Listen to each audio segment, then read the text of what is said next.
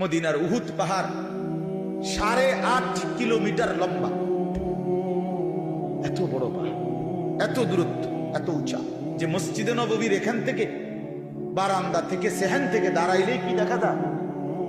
উহুদ পাহাড় দেখা যায় প্রায় 4 কিলো 4.5 কিলো দূরে, কিন্তু এখান থেকে স্পষ্ট পাহাড় দেখা যায়, এতটা উঁচা।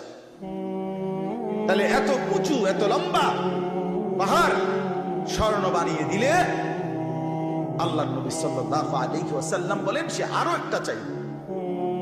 এরপরে নবী বলেন, শোনো বনি আদম, লা ইয়ামলা ফাহু ইল্লা তুআব। হায়, এই সাহাবীকে ডাক দিয়া বলছে, উবাই ইকরা আলাইয়া কোরআন শরীফ পড়ো, শোনাও। তিনি বলেন, আমি শোনাবো আপনাকে? আমরাই তো শুনি আপনার সামনে আমি কোরআন পড়বো, এই সাহস তো আমার নাই।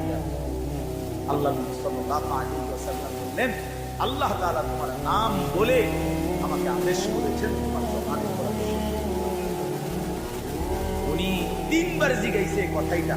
এরপরে আসাম্মানি আল্লাহ,